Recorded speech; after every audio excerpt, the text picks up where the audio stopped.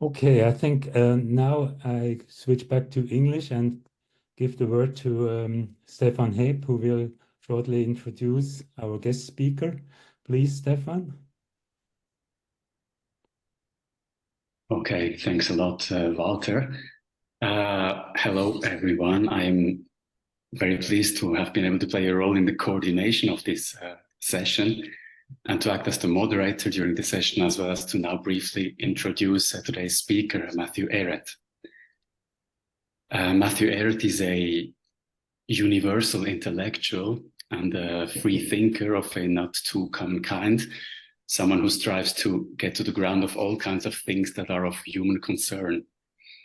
Matt is from Montreal, Canada, and he's the co-founder of the Canadian Patriot at canadianpatriot.org, as well as the Rising Tide Foundation at the risingtidefoundation.net, where he writes, speaks himself, and does interviews and podcasts. Perhaps the best place to follow his work is his Substack at matthewehret.substack.com, but he also appears in many other places. It should be mentioned that part of his work is done in collaboration with Cynthia Chung, who is Matthew's wife, who also does highly interesting research on her own, and with whom Matt also co-founded the Rising Tide Foundation and the Canadian Patriot. Matt's interests include contemporary geopolitics, including Eurasian integration and the transition to a multipolar global order, as well as history, importantly his book series on the untold history of Canada, as well as his second book series, The Clash of the Two Americas.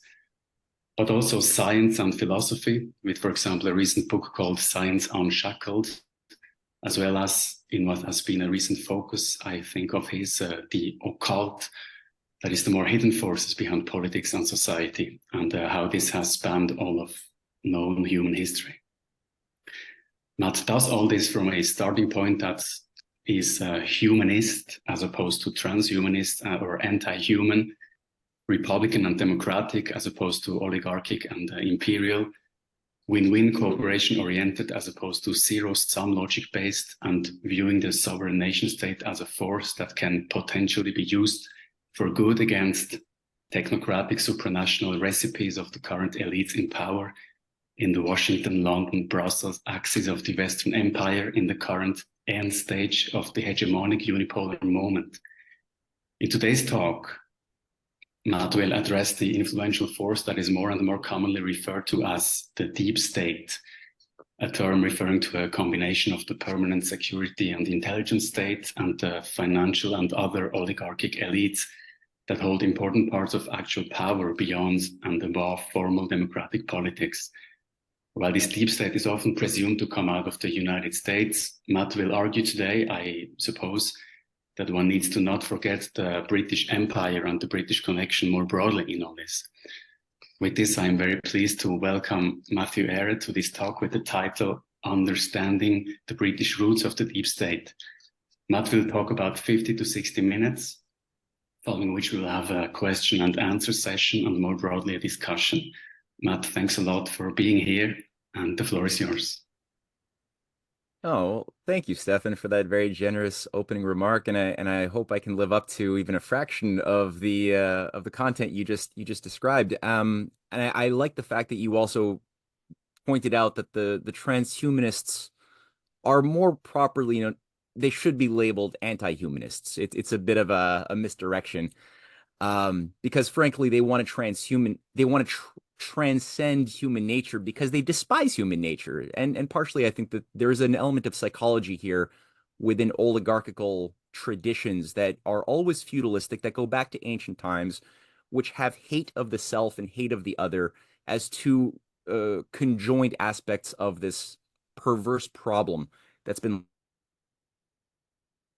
latching onto humankind like a parasite, refusing to grow up and recognize that human nature is actually something much more sublime than many would like to wish it could be. But it could also be, because we're a society based upon, I believe, philosophically, the obligation to express our freedom, our free agency, our sovereignty. We have the freedom to be stupid.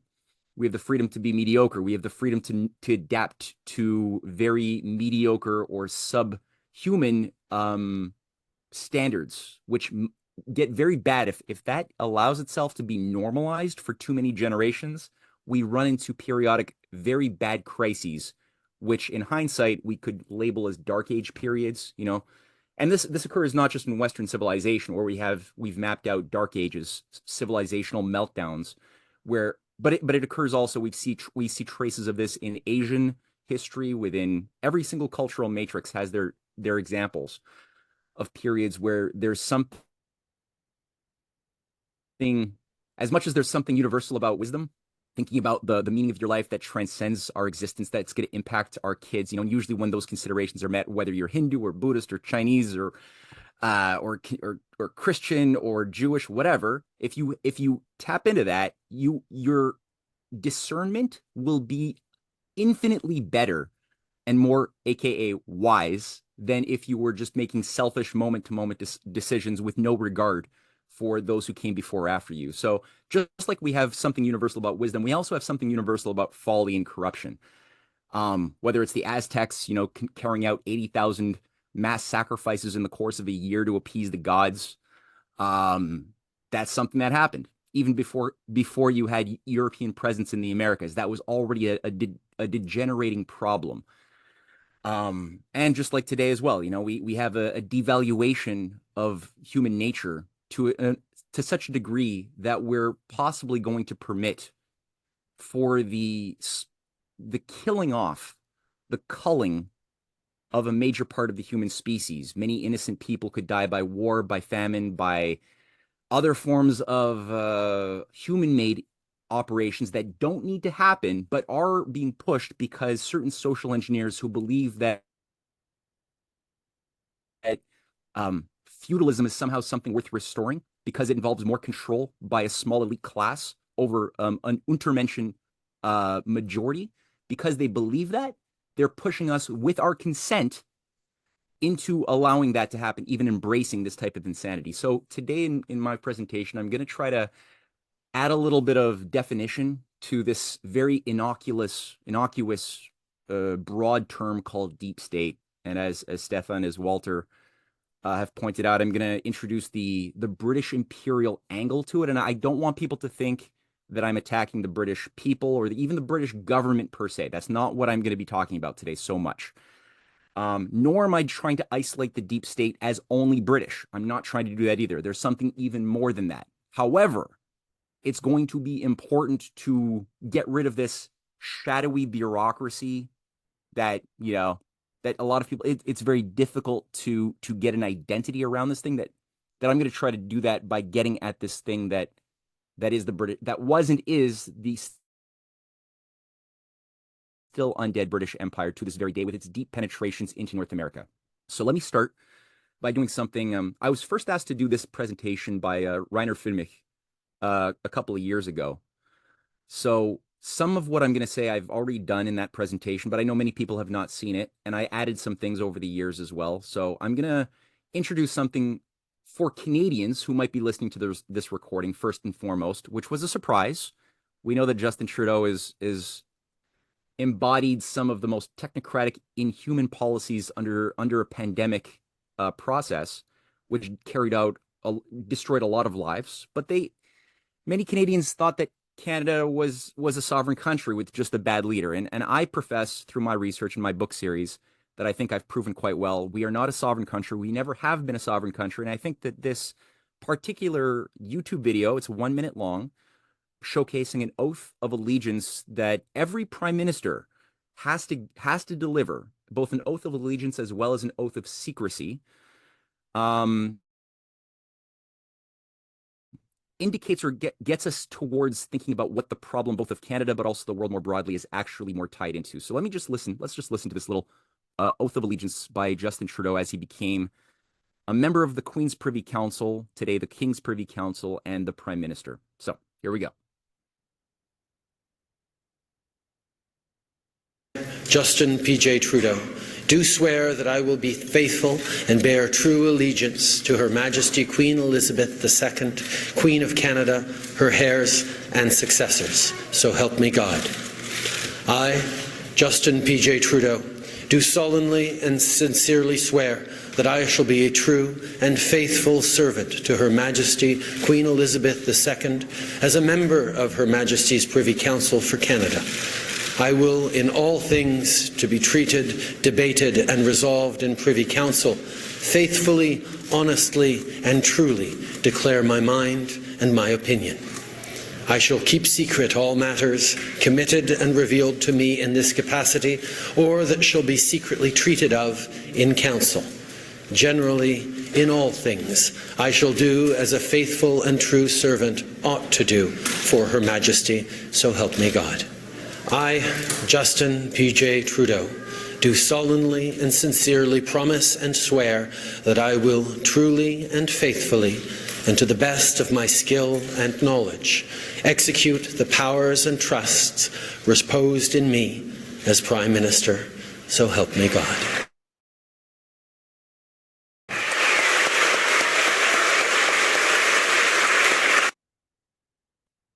I've played this for many Canadians over the last couple of years, and I got to tell you, everybody has been shocked. They had no idea that there was such a thing as oaths of secrecy and pledging allegiance to hereditary institutions, both the Queen, who's now dead, but all of the hereditary bloodline to come after. And this is not just a new thing with Justin Trudeau. Like I said, this is baked into the foundations of British Canada, with a Privy Council, unelected, and a Governor General, unelected, and lieutenant governors in every province, unelected, giving royal assent or denial to any policy that wishes to be passed by the Commons. And whether that's in New Zealand or Australia, any member of the Anglo-Saxon nations, it is the same thing. And whether you're a member of the cabinet or the shadow cabinet, you have to pledge this allegiance of keeping secret oaths of secrecy and other things. It's pretty gross. It's pretty gross. But it is the way it is. And so I put together a little PowerPoint. I'm going to go through some of this to demystify some of why this is. And hopefully by the end, we'll have a better idea of the undead British Empire still today. And I could go I've selected my elements, and I had to cut out a lot of things to keep this within an hour. But I'm sure things will come up in our dialogue process as well. And again, I've written, for those who want to really dig into this, a lot of books. I've written 4 volumes of The Untold History of Canada and a 4-volume book series, like Stefan said, of The Clash of the Two Americas, going through the British-directed fifth columnists embedded within the United States since 1776, overseeing the murder of every single president, all 8 of them who died while in office since that time. So it's something people could chew on if they are inspired to after the course of this small presentation. So to begin quickly, a brief outline of today's British Commonwealth of 53 nations around the world, representing about 22% of the world's total surface area. As we can see there, these are all British Commonwealth members. There's British Commonwealth Games. India is still a member of that Commonwealth, although some of these nations are a little bit more independent than others. Despite that, they're all still locked into certain structures that never disappeared. Again, about 23% of the world's surface area is represented here. A lot of the most valuable diamond mines, resources are located in this zone. And if we compare it to the thing that up until the early 30s, actually really till 1945, when the British began to prepare for its new rebranding after World War II. Well, let's compare the official British Empire at its largest expanse was representing about 23%, 23.5% of the world's surface area. And comparing it to the British Commonwealth today, the British Empire about a century ago, as we can see, not that different. It's not different enough. So let's just take that a little bit further. There's some things that, the new king that we have and all of our money in the Commonwealth, and especially the English white people part of the Commonwealth of nations, which is also the Five Eyes, the UK, Canada, USA, UK, Canada, Australia, New Zealand, as well as the USA. The head of that is the sovereign, is King Charles III, who added this year to what was known as the Magna Carta. There was a whole grouping around the Privy Council in the UK that generated what's known as the Terra Carta, and what you see there on the right is the Astra Carta, basically with the logic or the philosophy that it is the British Empire or the British Commonwealth's obligation to be lead in the stewardship of the earth as a whole. So not just the British Commonwealth of 52 nations, but the earth as a whole, the global ecosystems. It is the British Commonwealth, with the head of said Commonwealth, the Privy Council, and whatever ruling monarch is also the head of the church, the Anglican Church set up in 1534 by Henry VIII, with the God-man, whatever it is, this hereditary entity who would be the English sort of pseudo-pope, which Queen Elizabeth was, as King Charles is. That would be the stewards and managers of the stasis of ecosystems management in the post-globalization age. On the right, the Astra Carta was put forth about a month later, which, when you read this weird document, it calls for extending this logic of British, I would say colonial, yeah, sure, stewardship of the ecosystems of the Earth to the eco-solar system of the universe. So very grandiose ambitions. And of course, when you actually read the Magna Carta itself, even though Westerners are often lied to by being told that this is what is at the heart of modern nation states and modern law, even the American Constitution, we are told, was rooted in the Magna Carta, it's actually not true. When you read the Magna Carta, it's largely a document put forth by the feudal lords of England that had taken over control during the Norman invasion, which is sort of a Viking-run invasion that installed feudalism for the first time in England since the Roman Empire. England had formerly been known as Roman Londinium. That was sort of the center of a big capital within the ancient Roman pagan empire during the Claudian invasion. And the center of that power structure in ancient Rome, it was the Temple of Isis. It was an Isis cult. It was an initiatory Magna Mater cult that ran in tandem with the various other dominant anti-Christian mystery cults of pagan Rome. The cult of Mithra being another major one that would operate in conjunction with the cult of Isis and Serapis, as well as a third one, which was the cult of Cybele and Attis.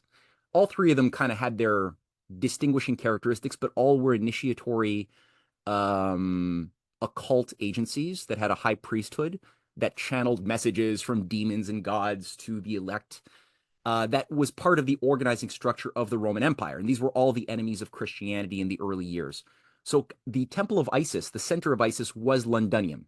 Londinium, in Roman Londinium, around 46 BC was when this was officially set up.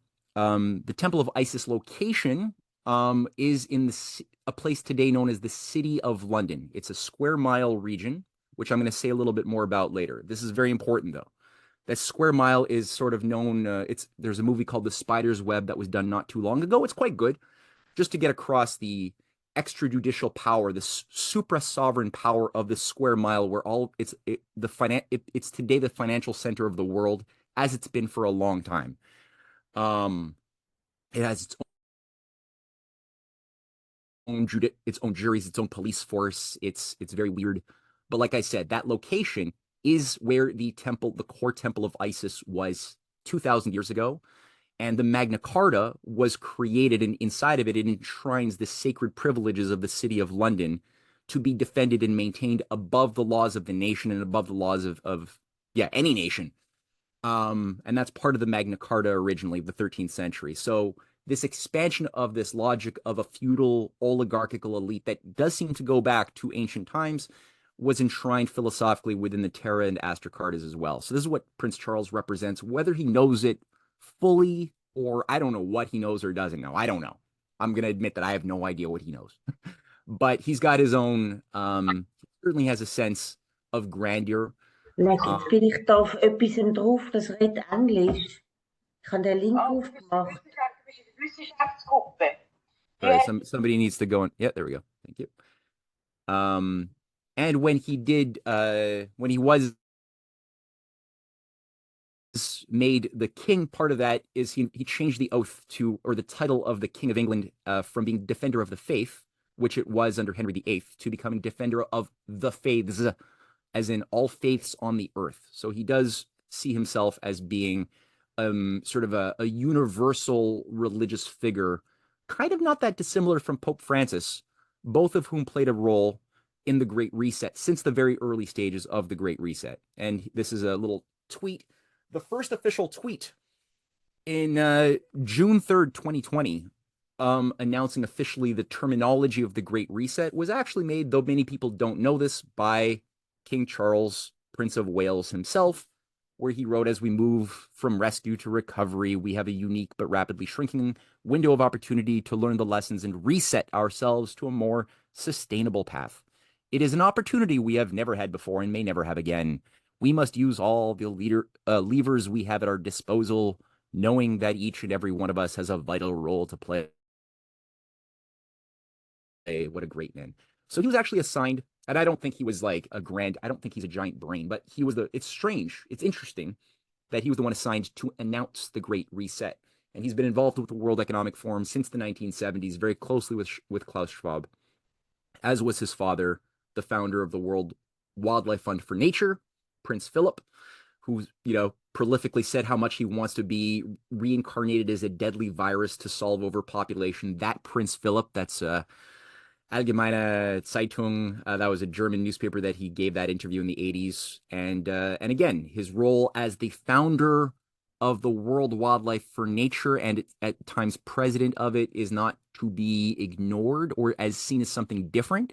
Keeping in mind also that Prince Philip founded this agency in 1961 alongside Prince Bernhard of the Netherlands, a former Nazi SS officer, a misanthropic anti-humanist who founded the Bilderberger Group, that these two men founded that together, and that Prince Charles was the president of the British World Wildlife Fund, also should not be ignored or seen as something other than this thing that's being announced here at the World Economic Forum. So let's pull back a little bit here. In terms of who controls the resources, largely has a big influence over who controls the world. And today, this is a 2016 report called The New Colonialism. I found it a very useful report on Britain's scramble for Africa's energy and mineral resources, just going through the Commonwealth controls of many African nations that have the biggest cobalt, rare earth, diamond, gold mines. That goes back to the days of Cecil Rhodes, who founded the Rhodes Trust, the Rhodes Scholarship Network, and created things like De Beers, Lonnerho, which are still today major diamond and resource magnates, cartels that control a big chunk of Africa's destiny, which Africa's been doing a pretty good job fighting it in recent years, but it's still a very nefarious influence. And in this report, I just took out one little observation, which is that 101 companies listed on the London Stock Exchange, most of them British, have mining operations in 37 sub-Saharan African nations. They collectively control over $1 trillion worth of Africa's most valuable resources. The UK government has used its power and influence to ensure that British mining companies have access to Africa's raw materials. This was the case during the colonial period and is still the case today. And again, when you look at the Australian, Canadian mining companies, hugely influential, Barrick Gold, other things. I mean, they're hugely influential in extracting wealth and artificially keeping Africa as poor as humanly possible, though this is the richest continent in the world on every standard one would choose to look, not just minerals, rare earth, lithium, cobalt, but you'd also want to look at soil fertility, fresh water. I mean, the amount of abundance and richness that could be created for Africa is incredible. So the amount of effort to keep Africa artificially in a dark age and at war with itself, this is not the natural destiny of Africa. There's a lot of foreign subversion over generations to make this happen. Some of the techniques or the infrastructure built up by the British Empire to do this involve things like what you're looking here is the homepage for Crown Agents Limited, an agency set up in the early 19th century, 1833, as a semi-private agency tied to the British East India Company originally, but it still exists, took on a few rebrandings. And they control energy grids in South Africa, across various African nations, Ukraine, medical infrastructure. They also control in Ukraine and a variety of other places across Africa. That's their specialty, but also in some places around Asia. It's funded by the Bill and Melinda Gates Foundation is one of their funders, the UN. There's a pretty big nefarious list that is part of this Bilderberger group, sort of, weird multi-headed pseudo-private open society thing that's been utilized to subvert nations, especially over the last 50, 60 years. So this is an important thing that's often not on people's radar. You have entities like the Corps of Commissionaires, a British-run global mercenary force that carries out guns for hire operations to South American, African nations. Usually they work in tandem with narco-terrorists in South America, in Boko Haram and other terrorist agencies in Africa, funded by the CIA.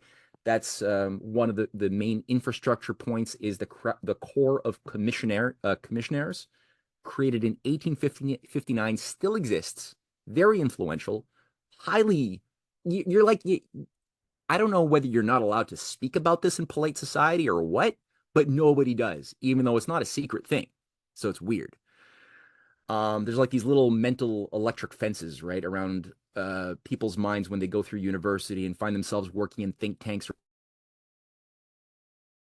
or academia, that even smart people like John Mearsheimer, who says pretty useful things about, the Nazis in Ukraine, or, things that are, I would say, useful to stopping World War III. Despite that, there's places he just cannot go. And I don't know whether it's a willful thing or whether it's just mental blinders. I don't know. Another point of evidence I'm just going to bring to the table as a point of consideration is the HSBC being caught with Bankquts, two banks. The Bankquts is the official bank of the royal family. They were caught red-handed in 2012 laundering hundreds of millions of dollars of drug money as part of their regular operations for a very long time. And the same, about a month later, you had on July 17th, 2012, Senator Carl Levin released a final report of their inquiry into HSBC, the Hongshang Bank of Commerce, created at the end of the Second Opium War by the British to help facilitate the flow of opium money and opium per se into China to destroy. That was part of the century of humiliation. So that Carl Levin report was made public, and it's called U.S. Vulnerabilities to Money Laundering, Drugs, and Terrorist Financing, HSBC Case History, where Carl Levin proved that HSBC was the world's biggest drug bank still. What it was doing in 1865, it never stopped doing for 1 second. And that is not as many foolish American conservatives believe, and I say foolish because they see Hong Kong, Shanghai, and because they most of these otherwise patriotic, nice people, because they're so misinformed about the world and history, they immediately think, oh, that's a Chinese bank. See, more proof that the Chinese are the enemies of America, out to destroy the United States. That's something I get a lot. I encounter this all the time. It's a London bank. It was created to destroy China and the United States. That's the point. It's a London bank. But they still control, to this very, even though Hong Kong was returned to China by the British, which is still known as the CIA of the Pacific, even though they were returned in 1997, HSBC even now still controls the issuance of 1/3 of the Hong Kong money, not the Chinese government, and Standard & Charter, another British bank tied to speculation, economic warfare, controls the other 1/3. The Chinese only control 1/3 of the Hong Kong money. So another point just to keep in mind when we're thinking about, well, what is this thing called China or any nation? You can't understand what the dynamics of any nation are if you don't think about the unspeakable elements that are actual influences over different regions of the globe. So that's an important one. They were found guilty, and they had auditors placed in there for 5 years. Basically, one guy, assigned to oversee like a multi-trillion-dollar global operation like HSBC, who was supposed to somehow keep it under control. This guy was not equipped to do that. And as far as I could tell, HSBC still does what it always does. Returning back to Canada here. Another thing, just for those watching this recording from Canada, but I think this is useful in general, is that we heard this oath of office, this pledge by Justin Trudeau. I mentioned this is baked into our Canadian foundations. And indeed, when you look at the foundational documents of Canada per se, it literally says that the nation was set up for the benefit of the British Empire, not for the people or the nation. And I think even in the German Constitution and the Swiss constitutions, there's some idea that the purpose of the laws of the nation are to defend the people, the interests of the general welfare. Those are concepts that are present in every nation. That's an actual that merits the title of being an actual nation. Whereas in Canada, our founding document, the British North America Act of 1867, literally states in its preamble, whereas these provinces desire to be federally united into one dominion under the crown of the United Kingdom of Great Britain and Ireland, with a constitution similar in principle to that of the United Kingdom, and whereas such a union would conduce to the welfare of the provinces and promote the interests of the British Empire. So it's very clear that the purpose is to advance the interests of the British Empire. And part of the sleight of hand here is that they say that this constitution is it's modeled on the Constitution of the United Kingdom. Now, legal scholars have pointed out that the United Kingdom has no constitution.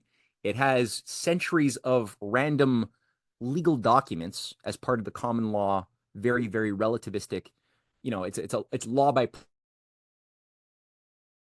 precedent. Whoever can make an argument and win a case creates a precedent by which now a new set of standards can be created for future cases.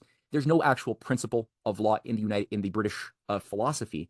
Highly liberal, highly based upon the power of sophistry, of rhetoric, of the will to power, not really based on any recognition that there are principles in the universe that we have to be obedient to that are constant. That's not there. And so we're modeling ourselves on something that actually doesn't exist. So it's like a shadow of a shadow, as Shakespeare might point out. One of the Lincoln admiring prime ministers, one of the few that we have had, was named Wilfrid Laurier. And he was ousted in a coup d'etat in 1911 because it was clear he was not going to allow Canada to get sucked into World War I, which was a foreign-directed war. Even today, most historians cannot give a meaningful reason why World War I even happened. The fact is, the only way to account for why World War I happened is to look at the role of British imperial geopolitical manipulations that conducted over years secret military treaties, mutual security pacts, not that dissimilar from NATO's collective security Article 5 tract or pact. But there were many things between England, France, and Russia that were done in secret that allowed for a situation such that when a catalyzing moment, in this case, it was an anarchist murder from a Serbian anarchist of some disposable archduke in Austria could be affected, a set of very terrible, unnecessary chain reactions, but very foreseeable for those who orchestrated the checkmate, were unleashed, resulting in Serbia's ally Russia being brought into a war with Austria's ally, Germany more broadly, into a wasting forever war that activated secret treaties that Germany didn't even know existed with France and England and Russia. So all of this stuff, none of that had to happen. But Wilfrid Laurier was not going to allow that sort of thing for Canada to get pulled in, and so he was ousted. He was doing a few other very interesting things that I don't have time for here, but he was ousted by an operation run by certain Freemasonic Orangemen in Ontario. And he made a point after he was ousted where he wrote during World War I to one of his allies, that Canada is now governed by a junta sitting in London known as the Round Table, with ramifications in Toronto, in Winnipeg, in Victoria, with Tories and Grits receiving their ideas from London and insidiously forcing them onto their respective parties. So that's already somebody making the point that a foreign agency is taking control, named the Round Table, of both parties in Canada. Now, this round table was set up by Cecil Rhodes, who I mentioned earlier, the diamond magnate who created Rhodesia in today's Zimbabwe, but a big chunk of South Africa. That was Rhodesia. He was a racist, a race patriot, as they called him, but he also created, through his vast fortunes from stealing from Africa, a massive amount of money, which funded a new set of think tanks that were brought online, set up around the world, first through the British Commonwealth, known as roundtable groups in different parts, including in the USA. In the USA, it came in through an agency known as the Pilgrim Society, set up in 1902, and a new program to indoctrinate young talent from around the world in the halls of Oxford, who could then be sent back after having received their Rhodes scholarships into their respective country to begin a long-term penetration of every institution that has influence, academic, governmental, military, media, private, corporate, whatever. And they would work in tandem with another think tank known as the Fabian Society that was founded a little bit earlier, that had a little bit more of a socialist veneer, but operated by the same eugenicists and anti-humanists, of which Bertrand Russell was a member for a time, H.G. Wells, Lord Mackinder, Halford Mackinder, the founder of geopolitics, was a member, George Bernard Shaw, and many, many others. Lord Keynes, John Maynard Keynes, was a member of the Fabian Society. And again, using the logic of the techniques of Emperor Fabius Maximus, Fabius Quintus Maximus, the Roman general and consul during the war, the Second Punic War, the idea was be patient, use attrition, don't fight your enemy head on, penetrate. And the permeation theory was what was also adopted by the Round Table movement. So this is what Laurier himself, the prime minister, was calling out as having taken over and having run the coup against him that ousted him in 1911. A leading round tabler was named Lord Lothian. He was ambassador to Washington for the UK for a period. He was part of what are known as Milner's kindergarten. Lord Alfred Milner was the Minister of Colonies, very powerful position. He was also a co-architect of the Balfour Accords that established what became the State of Israel later on. And this was done in forgetting here, I think 1917. So Lord Milner, Lord Balfour, Lloyd George, another roundtabler, along with Walter Rothschild, were all architects of the what became Zionism in the State of Israel. Now, ironically, what should be held in mind is all of these individuals, with the exception of Walter de Rothschild, were all anti-Semitic. They hated the Jews. They were all anti-Semites. They were all pro-fascist. So go figure, why were they so devoted emotionally and intellectually to carving out of British Mandate Palestine a zone to convince all of the Jews of the world to go and live? Was there a higher geopolitical agenda behind this on the game board? And I would say yes. Now, one thing, though, is that at the time, America still had some sovereign impulse, was not playing along with this idea of a global world government under British control. And that includes British banking control. A lot of Americans were still very, very patriotic and still had a living memory of people like William McKinley, who was murdered in 1901, who was a Lincoln Republican president. Lincoln himself, people were still alive who remembered Lincoln before he was murdered, and Garfield, another Lincoln president, murdered in 1880. So there was a different tradition than what we have today that was still much more active in America, that was pissing off a lot of these roundtablers who were trying to penetrate more deeply controls of Washington, and they were having trouble. And Lord Lothian, I thought, put this pretty well in a letter to Philip Kerr. Oh no, I'm forgetting. There's another roundtabler. Anyway, he said here that there is a fundamentally different concept in regard to this question between Great Britain and the United States as to the necessity of civilized control over the politically backward peoples, imperialism. The inhabitants of Africa and parts of Asia have proved unable to govern themselves. Yet America not only has no conception of this aspect of the problem, but has been led to believe that the assumption of this kind of responsibility is iniquitous imperialism. So he's actually saying that it's problematic that the Americans are antagonistic to imperialism, but he needs them to accept the white man's burden, because the idea is to create an Anglo-American special relationship to bring America into harmony with their Anglo-Saxon racial brethren in England to co-control the world together. So there's this tradition in America that's resistant. So the Roundtable movement, what do? After World War I, they have effected a coup d'etat in England itself. They've ousted Herbert Asquith, the prime minister, in 1916, and there's a book written on this, with Lord Milner being the grand architect of the ouster of Asquith and the installation of Lloyd George, who later becomes a pro-Nazi minister of England.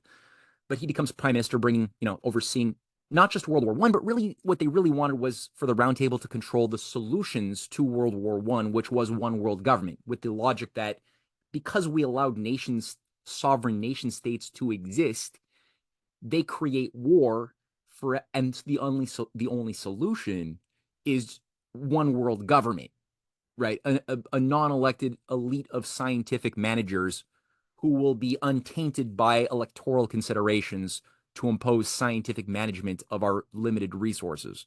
And that's where the League of Nations was created in 1919 to be that solution. Also, the Roundtable created what's known as Chatham House, or the Royal Institute for International Affairs, as their new think tank in America. And this was created in 1919 at the Versailles Conference.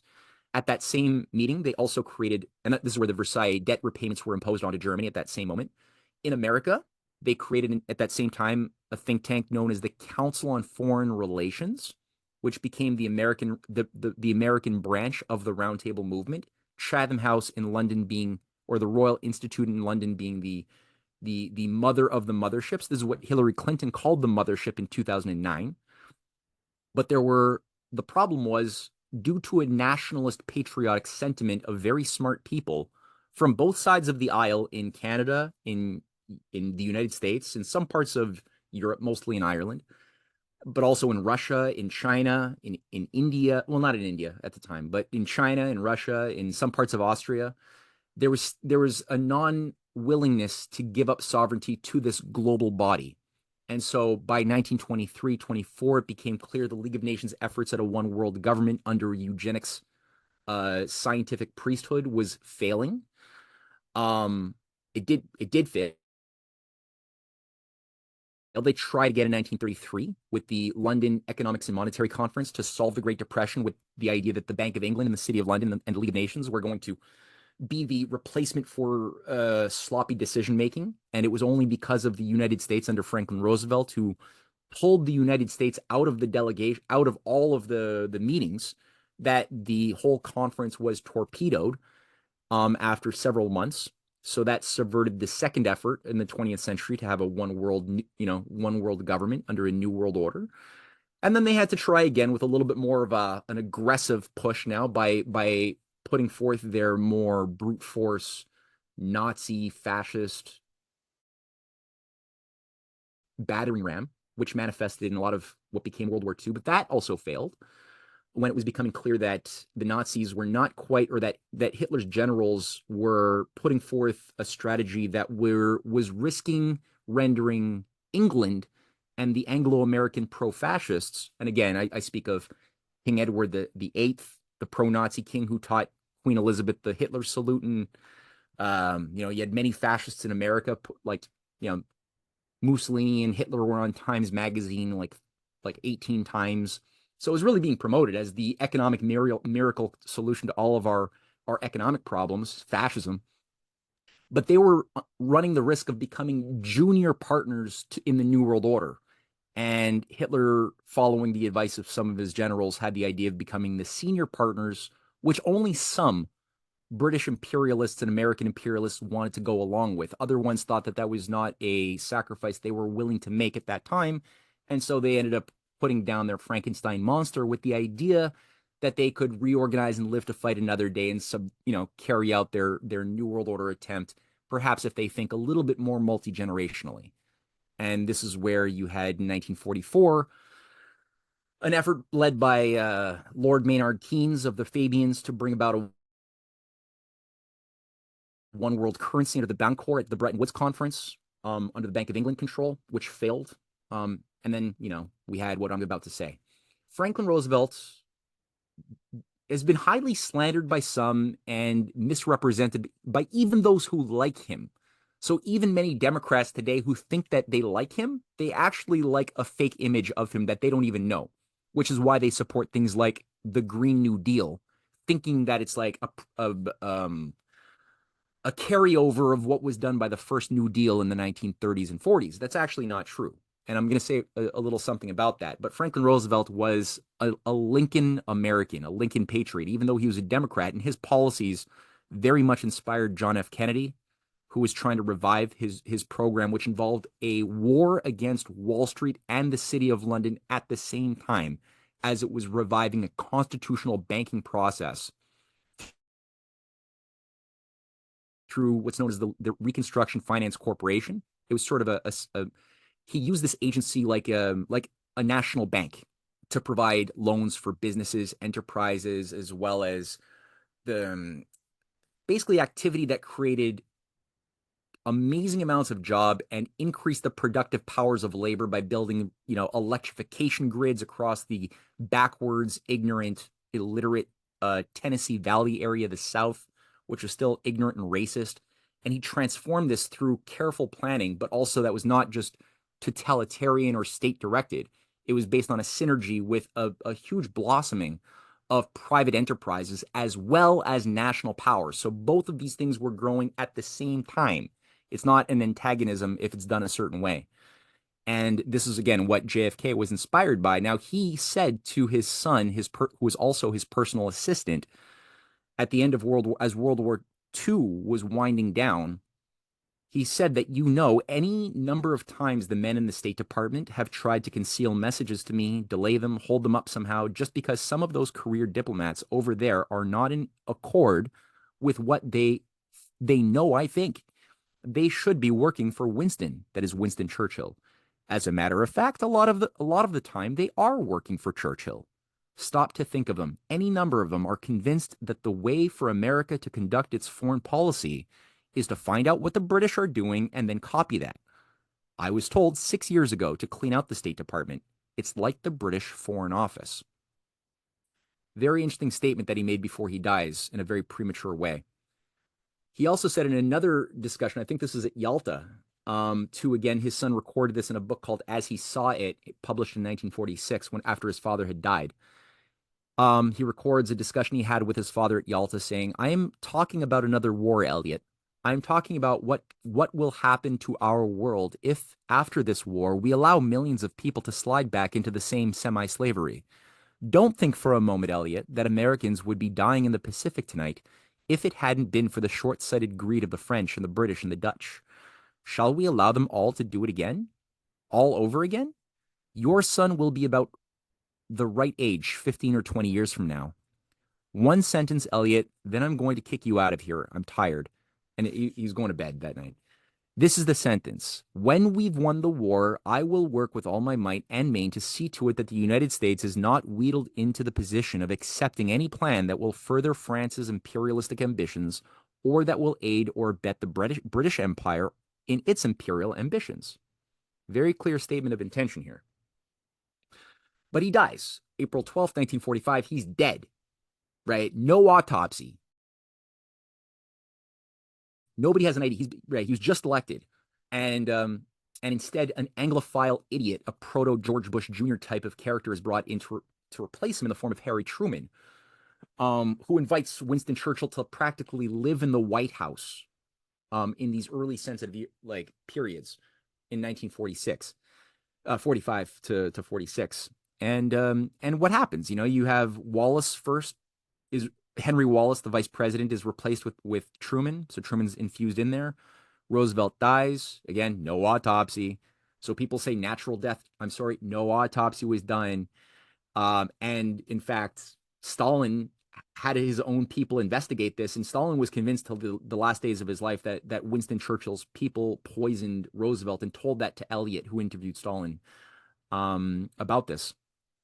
1945, nuclear bombs dropped on a defeated Japan. Japan was effectively defeated. It was just their supply lines were cut off. It was just a matter of when. And there was backdoor negotiations being run through Rome between the Japanese and the West. And despite that, the decision was made to drop bombs onto a defeated Japan as a sort of testament or a message to former allies of America like China and Russia and others, to say, okay, the new game in town is not the Roosevelt vision for US, Russia, China cooperation. The new game in town is Anglo-American hegemony. September 20th, 45, the OSS is disbanded. All of the patriots are purged. 1946, Iron Curtain speech by Churchill. The Cold War is launched. Same day, Churchill also co-signs the UK-USA signals agreement, tying the GCHQ and the NSA together in a intelligence dragnet that soon brings in Canada and other members. That this becomes the Five Eyes. And on September 1947, the CIA, under British direction, is now reconstituted as America's new intelligence agency, with fully Anglo-American ambitions behind it. Churchill states in his speech that neither the sure prevention of war nor the continuous rise of world organization will be gained without what I have called the fraternal association of the English-speaking peoples. This means a special relationship between the British and Commonwealth and Empire and the United States. That's the special relationship again. Henry Wallace makes a point. He's the former vice president, a good man. Before he's fired, he's still Secretary of Commerce, and he writes that fascism in the post-war inevitably will push steadily for Anglo-Saxon imperialism and eventually towards war with Russia. Already, American fascists are talking and writing about this conflict and using it as an excuse for their internal hatreds and intolerances towards certain races, creeds, and classes.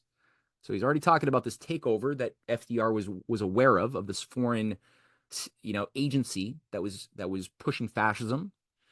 And this was also behind the growth of the KKK, all of the Jim Crow laws and other things. That was what was pushing that domestically, while at the same time preparing for war.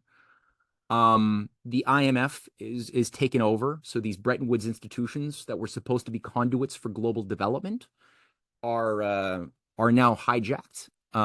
Henry Dexter White dies when he's campaigning for Henry Wallace for president in 1948. And he was the only human being who led the IMF. At that point, the IMF, as well as the World Bank, became agencies for neo-colonial reconquest. You have the NSC 75, which is a directive to save the British Empire in July 1950. That's a U.S. policy that says, well, now that communism is supposed to be our enemy, now if the British Empire nations become independent, they might ally with the communists. And so that means it is now in America's interests to save the British Empire's control over its colonies, who might want to be independent. So that all of a sudden became part of America's security doctrine, that's a toxic sin.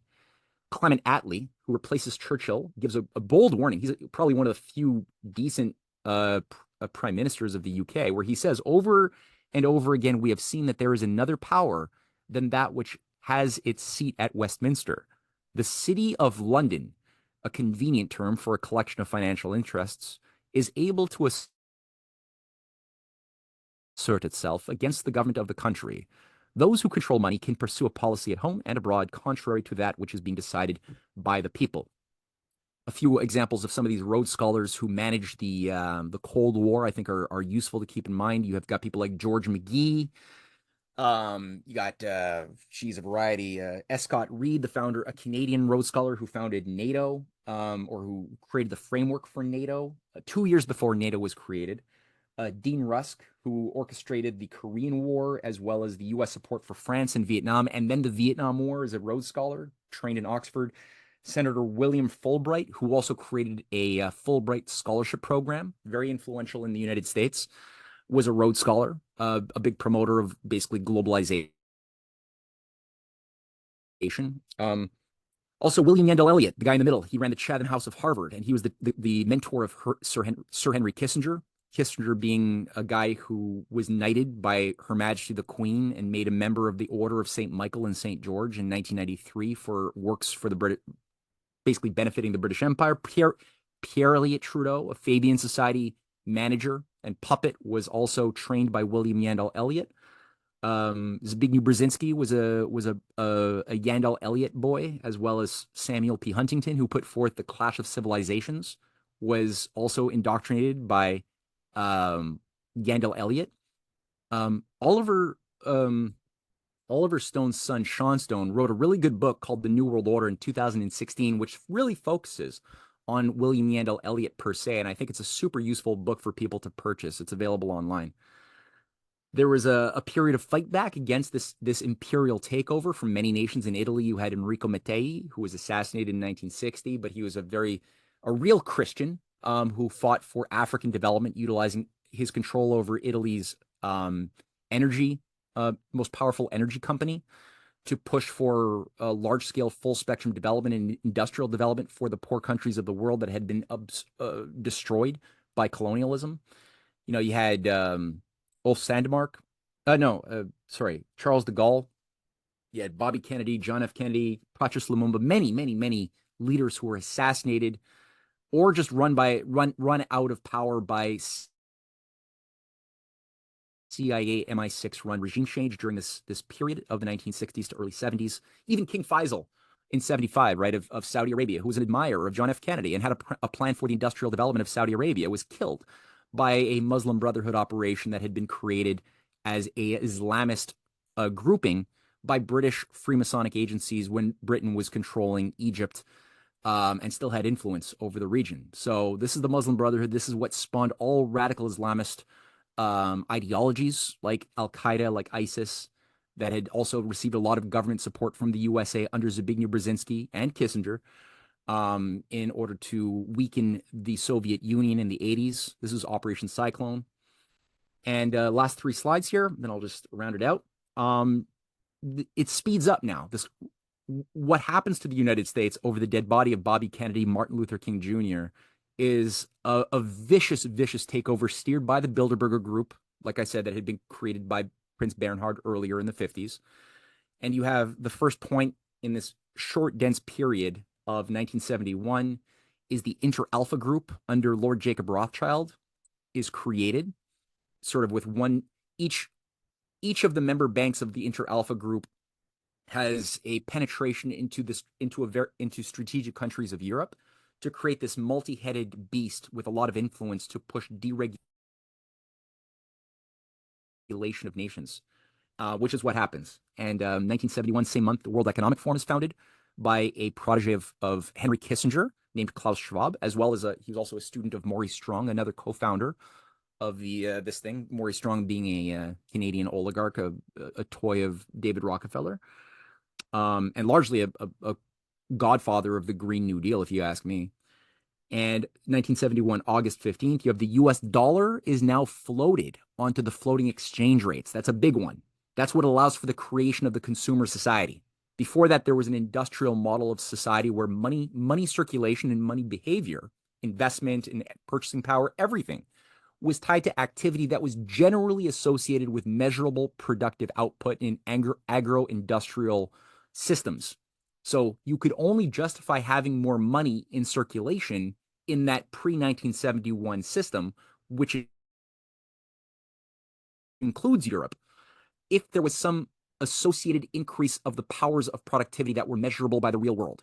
When the US dollar was floated from fixed exchange rates, and onto the floating rates, then all of a sudden, random speculative activity became the determining value of what was going to determine the price of the US dollar or any commodity associated with said dollar, which got really bad with the petrodollar creation in 1973 by Kissinger largely.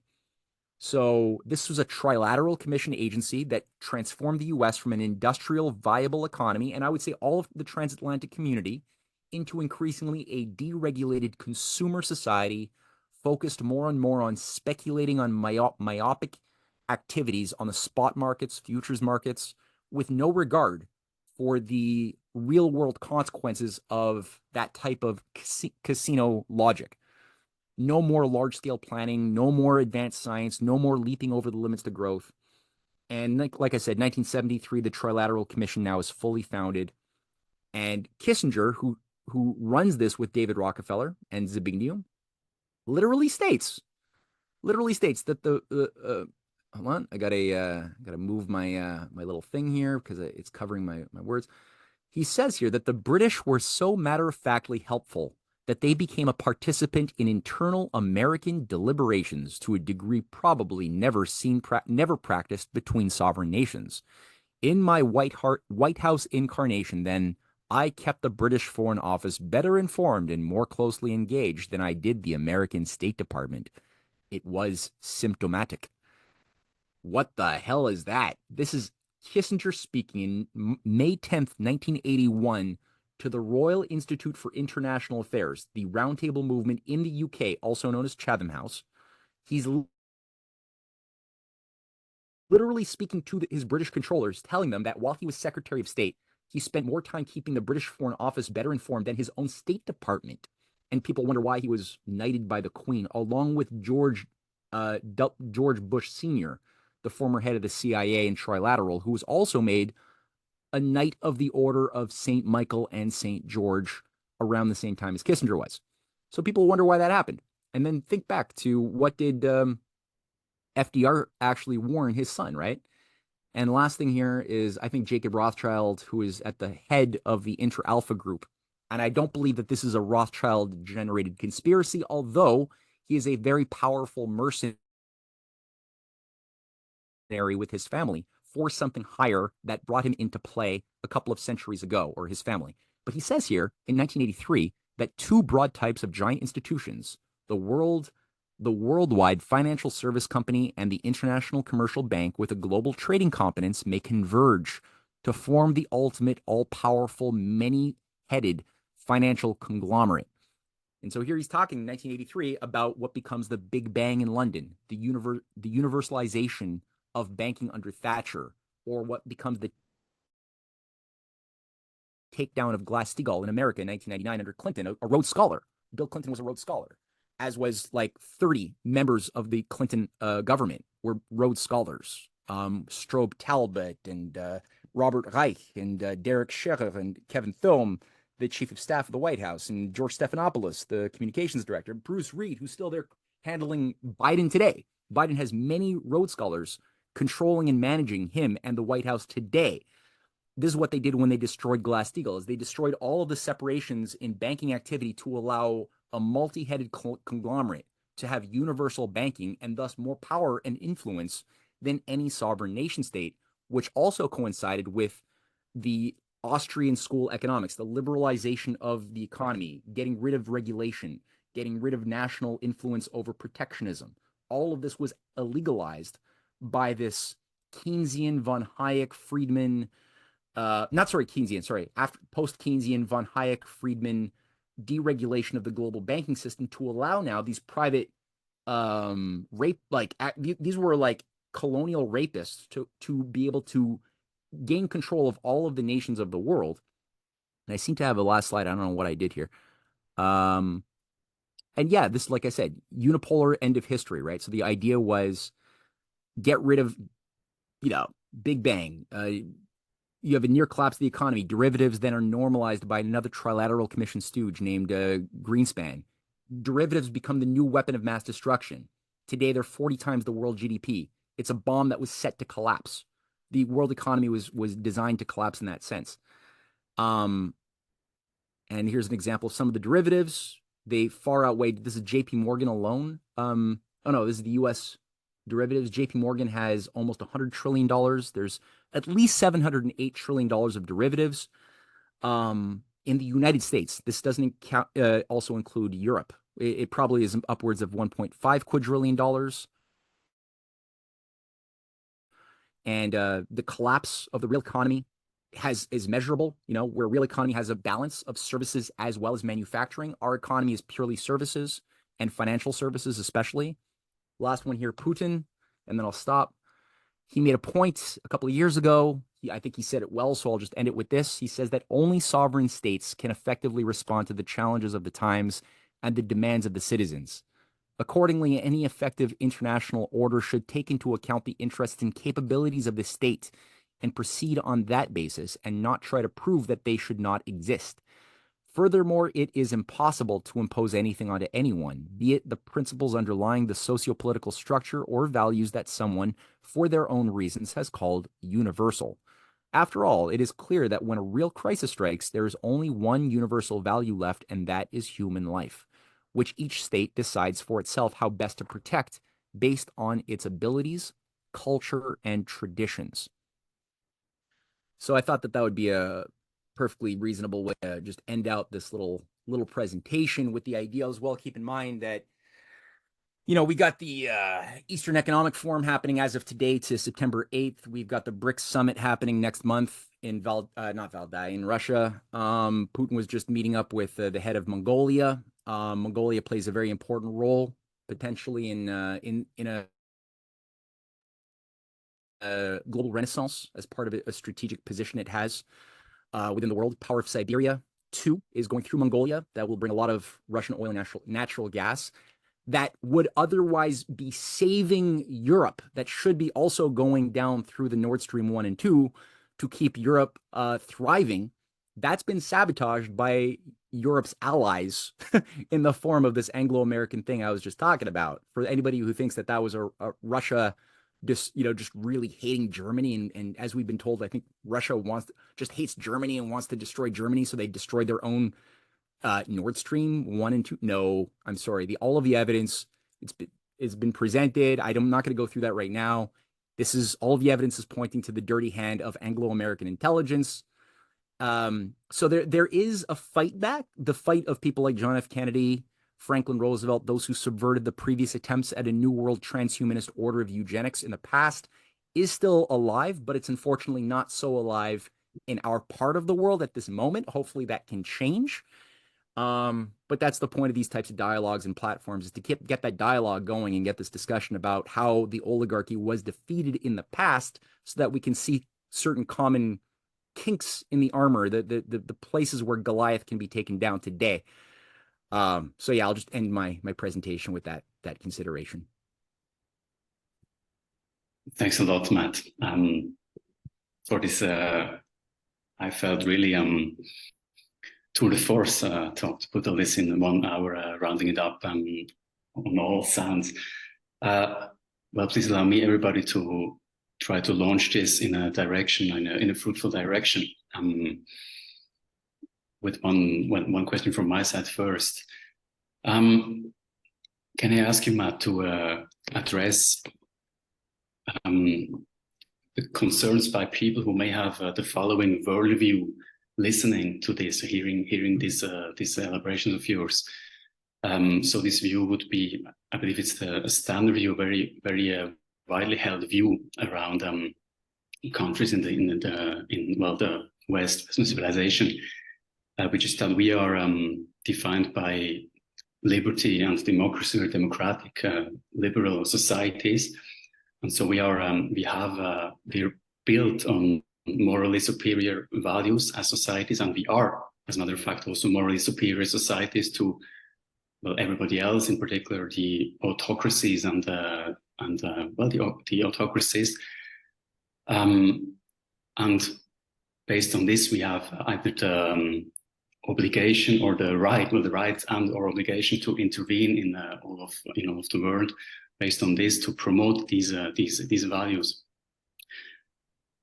And we are democracy, so the sovereignty of states and nation state and people is de facto the case. And well, things such as oligarchy or deep state structures does not really make sense. It's not really compatible with this worldview. How, and so everything that you said, which probably can be factually checked, or the links can be, well, reasonably addressed and challenged. How to put this together if somebody has never come across any of what you have said? How to even weave this into a worldview that this is not part of? Can you, well, may I ask you to elaborate on how to, how to bring these two worldviews together? I mean, you're asking, I guess, like how do you help normies out who have never made a critical discovery about how their world works? And there's no easy answer because we all had to go through our own personal mental dissonance where we had to realize that our deeply held view of something fundamental about how we assumed reality to be clashed with the evidence of what we were living through. And we chose not to run away from that dissonance. We chose to resolve it by making a discovery, but that involved self-retrospection, right? It involves these very subjective battles we had to have with our own assumptions, our own axioms, letting go of certain deeply held axioms that were holding us back from making our discovery, and then replacing it with something better, something that would help us answer those problems that we were encountering. And we all have our own gateway. Some people it was COVID, some people it was 9/11, some people it was looking into what was behind the JFK murder. Like there's so many cracks that different people look at that didn't fit the perfect symmetrical standard model explanations of various things that they were told to believe in and worship because authorities say so. In this case, yeah, I mean, for those who try to advance this naive idea that we have the right or even obligation to spread our values around the world because we're the best. It's always been toxic, but they often overlook or ignore the fact that there is an oligarchy, that we are not this democratic ideal that we profess to be when we virtue signal and we condemn others for being authoritarian. They're not looking at the log in their own eye when they're criticizing the splinters in the eyes of others, and the fact is, we probably have the most centralized, controlled oligarchy, authoritarian oligarchy in the world that has killed at various times their own people in Europe, as we saw with the destruction of Nord Stream 2.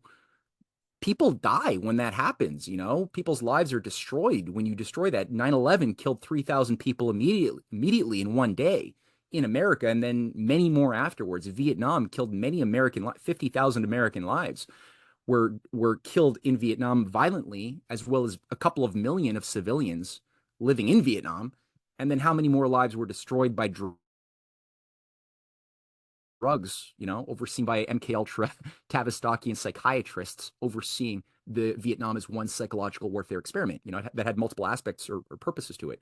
So it's disgusting. It's very disgusting, but people have to come to terms with the fact that we don't have a democracy. We have elements of that, residuals that give us the ability to have these dialogues and to organize politically with town halls. And there's still a fight, but it's so much less than people think it is. We have no moral justification to condemn another society's political system when we've done so much evil. And so much evil has been done in our own names that we've tolerated the murder of our own presidents, our own leaders, as well as the killing of many other hundreds of governments overthrown over just 60 years. So it's like, it requires humility, self-examination, and I don't have an answer for what everybody, there's no formula for success to help people eat that humble pie. But all you can do is, I think, just try to be as compassionate and as knowledgeable as you humanly can, and be willing to learn new things when somebody throws. Because a lot of people, they get too much in their own heads, I find, when we get into we start appreciating the conspiratorial reality of all of human existence. When we begin to make that adjustment, it becomes for too many people I know very isolating, and we lose the ability to build rapport with people who are still in the shadowland or more locked into the shadowland that denies the reality of conspiracies or higher ideas governing our reality. And it's not good to get isolated. You want to be with both a community like what you guys are doing here by building a a community of sharing of discoveries, but also you want to go outside of yourself to learn how to have a platonic dialogue with, you know, with being playful as well. Like the attitude that Plato has, like I would suggest read Plato's dialogues. That's actually the best answer I have for you, is for people to read Plato's dialogues. And ideally, if you can, do it with a couple of friends and talk about what's happening, because these are dense dialogues. But Plato is being playful, he's being ironic in these dialogues, and he's showing people how the dialectic process can organically occur, where you're not asserting anything. You're trying to bring through play and through a focus on discovery the mind of the person you're talking to into a state of perplexity when you introduce paradoxes into their minds that are not just there to screw up their heads, but you want them to have that healthy unbalance with the idea that they could solve the problem, right? Like the Meno, like the slave boy does in the Meno dialogue when he figures out how to double the surface area of a square on his own just by being asked questions by Socrates. And he doesn't give you any crystallized answers. He's always giving you better questions. It's the art of formulating better questions, which is something all humans do. Children do it when they ask questions organically, like why is the sky blue? You know, why is that? Kids just naturally do that. It's just that it gets beaten out of us in unhealthy societies that gets numbed too early, and it should be cultivated and matured. So we always have that childhood innocence and desire to ask stupid questions forever, which is what's at the heart of all good discovery in every field. So yeah, that's read Plato. Great, thank you. Let me open up the discussion first. Is there any? I would have or will have if there's other questions, but please let me open up the session. Any questions, issues to discuss? Hello, and thank you very much, Matt. Sure. Where does the WHO, the World Health Organization, and the UN fits in all the program? The World Health Organization and the what was the second one? UN, United Nations. Ah, yes. Okay. Hold on. I've got a book. So one of my I'll say something about that, but I wrote a book. So I've written a 4-volume book series called The Clash of the Two Americas. Volume 3 is called it's kind of probably backwards right now for your standpoint, but it's called The Birth of a Eurasian Manifest Destiny, which has some chapters on this very question here. And volume 4 also goes at the World Health Organization a bit more. But now, remember when I was saying that when Roosevelt died prematurely, his enemies took over? And the entities that he originally wanted to bring online that would internationalize the positive effects of the New Deal that was done domestically in America were subverted. And here I referred to the IMF, the World Bank, and the UN, the United Nations is included. Now, we have been lied to. In my research, I'm fully convinced now through my own analysis of things that the idea that the UN is the natural extension of the League of Nations is a lie. It's not true. The League of Nations was based upon the replacement of sovereign nation states with a supranational unelected body of bureaucrats that would have managerial control over the nations of the world. That's what the League of Nations was. It had things like the Covenant with Articles 10, 11, 16 in the League of Nations Covenant, calling for collective security pacts, kind of like what NATO was designed to do later on. Supranational banking, other things. So, what FDR had in mind originally with the UN would be simply a dialogue platform for nations to be able to resolve conflict through dialogue and deliberation without necessarily being having any hegemony. And the idea of there's an important aspect that the British were opposed to, which was giving Russia, China, India a role to play, a veto role to play as the most economically powerful nations of the world, along with the United States and Britain in the Security Council. So that was an important aspect, is giving nation states, sovereign nation states, a key role. Now, in the United Nations Charter, Article 2, 3, and I think 1, it goes to quite a great deal of length to enshrine the sacredness of sovereign nation states as the basis upon which international law would be formulated, and the illegalization of aggressive wars.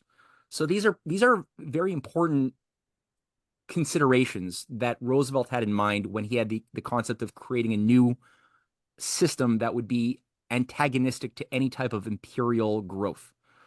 Now, again, he died. When he died 2 weeks before the San Francisco Conference at the end of April 1945. So his enemies from the State Department, the Churchill followers, took vast control under Truman, and a figure by the name of Count Coudenhove-Kalergi was brought to the United States. You guys heard of Coudenhove-Kalergi? Mm-hmm. Oh, you do? Yes. Okay, cool. Okay, you're an informed audience then. A lot of people don't know this guy, but so this is a high level mercenary for the Habsburg Empire, and very old blood, old money that goes back to the Crusades on both sides, Kalergi and Coudenhove. And he had the idea after World War I of getting to world government through the pathway of pan-Europeanism. So he said, his view was, he was a little bit more of a realist. He was like, look, the world is not ready to let go of national sovereignty yet. So what we need to do is regionalize zones of control, utilizing fascist governments under the control of a managerial elite of technocrats. And they would have, this is where his Pan-Europa came into play as a formula. So we're going to create a European Union idea. He had a similar idea for a Pan America, like different Pan regions, right? That would have jurisdictional control. And Hjalmar Schacht was an enthusiastic supporter and member, Hitler's financial minister. Many Austrian fascists, many fascists of the world. The Council on Foreign Relations, the Roundtable movement, was working very closely with him. They're the ones who hosted him every time he came to the United States. It was always hosted by the Fabians and Roundtablers of America, that gave him full access to, think tanks, universities, national power.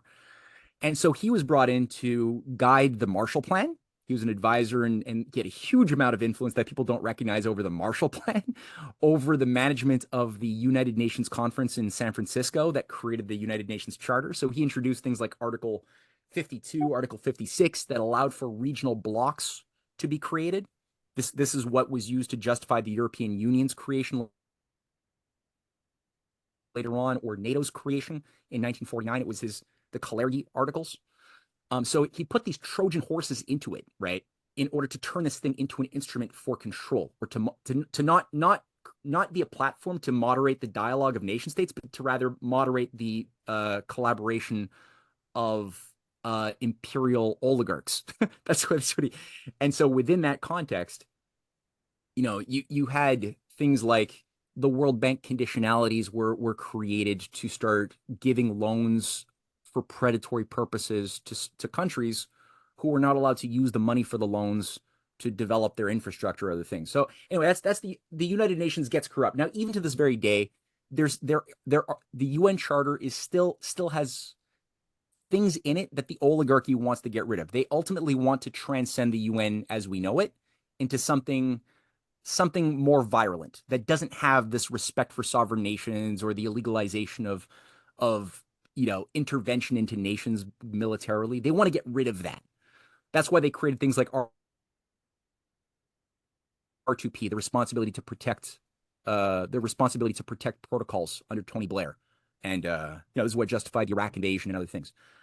So in my analysis, there is still something viable that is worth defending in the UN, which is why many of those leaders of Eurasia who understand this, they tend to differentiate the rules-based international order as something different from the United Nations Charter. They tend to defend the UN Charter, and they clearly distinguish it as something that is different from the rules-based international order, which it is. The rules-based international order is the rule of might makes right, of whatever. It's like hyper-Hobbesian liberalism. So as far as the WHO, that was co-founded by, that's a Tavistokian operation. Its first Secretary General was G. Brock Chisholm, who was a Tavistockian psychiatrist, who was, he talked about his philosophy was that the mental disease of humankind was the belief in family, God, and nation that he believed the World Health Organization had to help to cure. So how are you going to cure the disease of the belief in God and family and of nation? Well, you look at what they did. And that worked. He worked closely with another Tavistockian psychiatrist named Brigadier John Rawlings Rees, who was the president of the Tavistock Clinic. That was the British Psychiatric Warfare Division of the British Empire, set up in 1921 to investigate trauma-based mind control. They were utilizing a lot of the shock that went through the traumatized soldiers who saw unhuman things in World War I. So they had all these test subjects to work on. And in their mind, they were thinking, wow, this is great. People can fragment their personalities. They're more suggestible. They forget memories. So they started thinking about how to use this for global hypnotic induction, different forms of global social engineering. So that's where Rawlings Rees becomes the UN World Federation of Mental Health founder as well. And, you had at the same time the UN, the United Nations, the Union for the International Conservation for Nature, also set up by a eugenicist named Sir Julian Huxley, the brother of Aldous. At the same time, they all knew each other. They were all part of the same operation. And this became the world's first conservationist organization that became the parent that seeded later on the World Wildlife Fund for Nature under Prince Bernhard and Julian was a co-founder with Prince Philip. So yeah, the World Health Organization, as far as I could see it might have had at different times some good people operating within it, but overall it had a toxic foundation. It shouldn't have existed. Yeah. Thank you. Other questions? Walter. Yes, Matt, thank you very much for this excellent overview. I mean, from my point of view, a question, we are living in this beautiful country in the mountains with the cows and the cheese, but we also have the WEF, World Economic Forum. We have the BIS, Bank of International whatever, and we have the Gavi, the SEPI. We had Dallas living in Bern at the end of World War II. What do you think is the role of Switzerland? Maybe it's a difficult question, but I would be interested to hear about. I don't know. I mean, Switzerland is so beautiful. That's where Stefan and I first met face to face. Cynthia and I were invited to speak at this very fun conference last year, and it was great. It was glorious. The scenery was gorgeous. We got to learn about Wilhelm Tell as well, and some of these beautiful traditions that really, Schiller treated this in a beautiful way that really inspired me. And I think that, there's something really beautiful in the culture too. Although something really disturbing with this Carnival thing. I walked into a Carnival in Basel. That was weird. I don't know how I feel about that. That was in like May or something. Just like ghouls and demons scaring away the winter thing. I don't know. We had fun, but yeah, there's definitely something strange. I don't fully know what it is, but there a lot of occults. Stefan made the point. I've been, publishing a lot of work on my research on the occult underground, shaping a lot of the developments of world history going back a couple of millennia to the present. And yeah, the preponderance of activity in Switzerland is disproportionately large, and I don't fully know where exactly that comes from. But you have Monte Verita, the Ascona Lodge in the late 19th century, which is a hub of occultism, very nefarious stuff going on there. That is sort of a cultural bohemian seed that feeds into, or that seeds the Bohemian Grove in California in the United States, which becomes, it's sort of like this artistic New Age commune with a lot of theosophists and other things, but it also becomes a new culture for the elites, which has sort of like an exoteric and an esoteric aspect. So some things are sort of open for all sort of New Age hippie types, even before there were hippies, to be a part of, and to do some free love and meditate and do yoga. And it's like not evil. None of that's not evil, but it's like there's this other thing within that cultural matrix. There's an esoteric community that's organized in these different zones that actually are doing some very nefarious stuff. Out of which emerges things like the Frankfurt School, that was brought in the 1930s into Princeton, into California to reform the Western education system. Following the theories of people like Max Weber. Carl Jung is part of this Ascona grouping. So is Freud. So is Julian and Aldous Huxley. They're going through it, and high level anarchists and mystics. Gurdjieff is going through it. It's just weird, and they all seem to be trying to revive this their idea of what a healthy society is based on a restoration of pagan mysticism.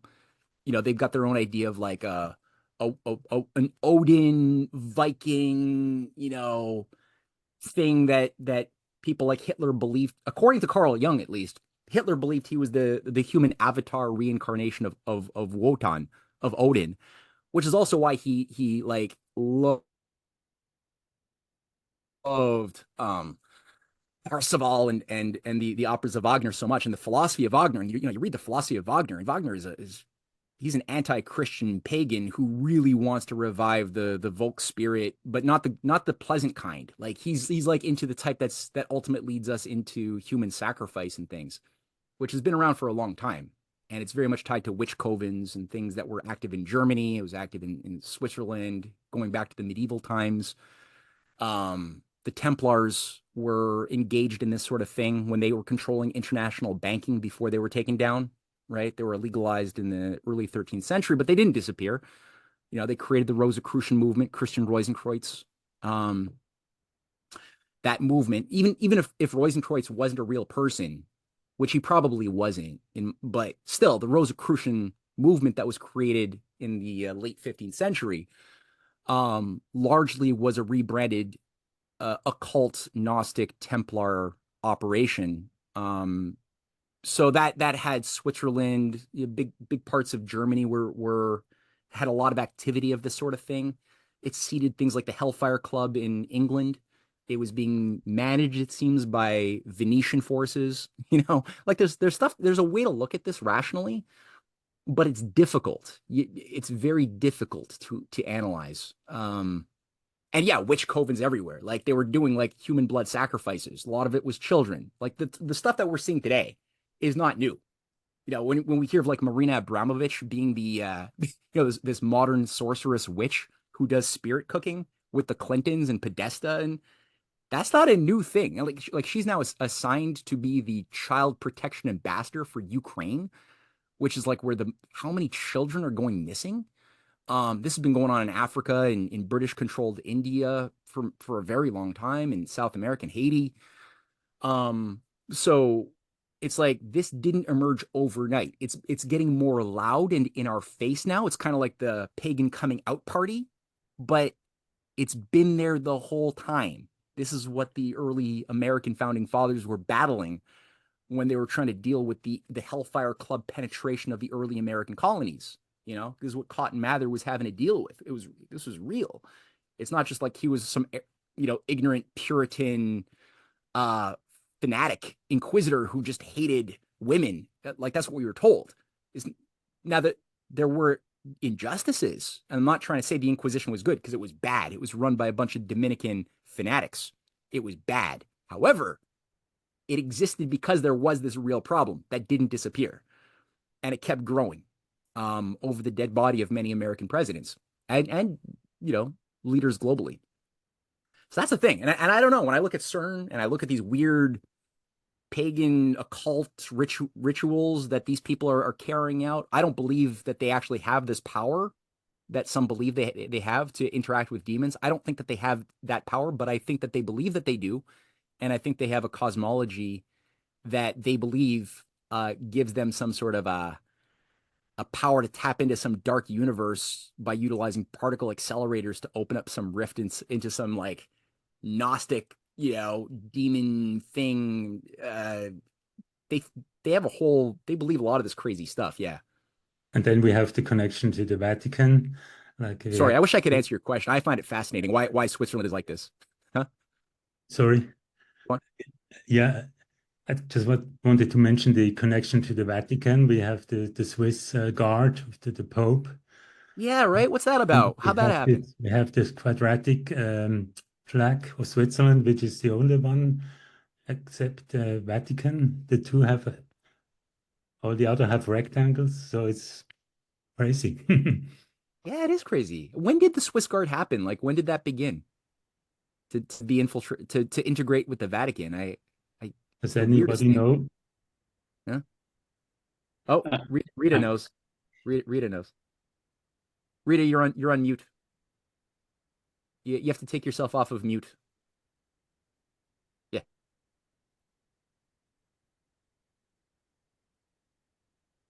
Okay. Switzerland, ancient Switzerland, Eidgenossenschaft, we were very poor people and we had a lot of children. And the young men, they could not heritate the farms. So they went for war. They were, I don't know how to say in English. They were in a lot of different armies all around Europe. And they were known to be they costed the most, but they were they stood to their word. When they were fighting for their lords, they were fighting till death or surviving a battle. And these are the last soldiers, I don't know how to say, Eidgenossen, who survived this tradition, and the Pope kept them to defend them. These young men are very proud to defend these old men, and they would give today still their lives for the Pope. So they continued to go on in this tradition, this warrior tradition of ancient Swiss men who had not the possibility to survive. They had no money, they had no work. That's what I know about it. I don't know whether you have understood my English. Yeah. No, that's useful to keep that in mind as sort of the noble positive traditions, which you could still see it's still present there, although but it's very unique. So there's still more to the story, obviously, like how that got integrated with the Vatican, and maybe it had a good origin story to it and got perverted later on. I don't know. I don't know why the Vatican. Or maybe it was always bad. They continued there, but it's a religious Catholic tradition. I think it goes back to the early 16th century, but I cannot say much more about the detailed historical context. But it has continued, and it's still a thing. Yes. I could sense that Oliver had a thought or a question. Oliver. Yeah, thank you for your lecture. What different centers of power within the so-called elites do you see, and do you see different occult roots that motivate these centers of power? I sort of see many sides of the same thing. If you know what I'm saying. Like I alluded at the very beginning of my remarks to the Temple of Isis and Serapis in Londonium, the city of London.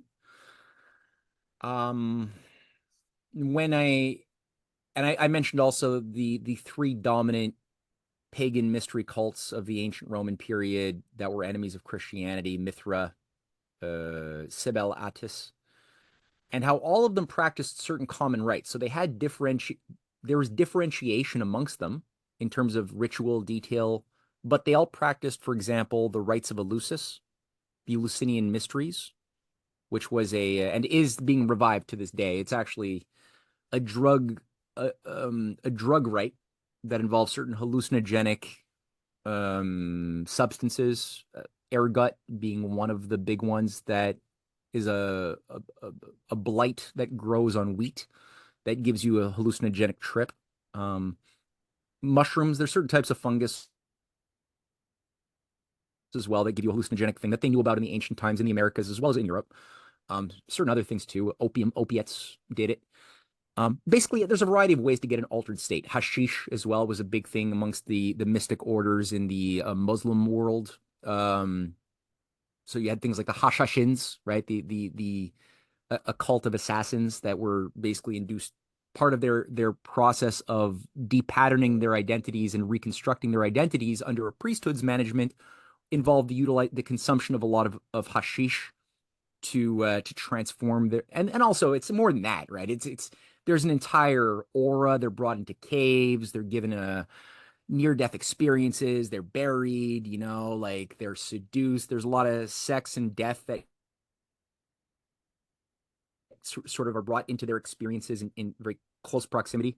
So there's ways of inducing somebody to basically go schizophrenic and to change their personality in a way that they think that they are tapping into demons or other things that are going to be part of their new integrated, like they're integrating with the darkness, right? So you feed the darkness, you integrate, you let the darkness become you. It's kind of like the Jungian, I think, in Jungian deep psychoanalysis, and I'm talking about the real Jungian psychoanalysis, not the diluted stuff for the masses, but the real stuff where you have to pay $100,000 to go into deep psychoanalysis under Jungian methods. You do integrate with the shadow. You integrate to the point that the shadow becomes you.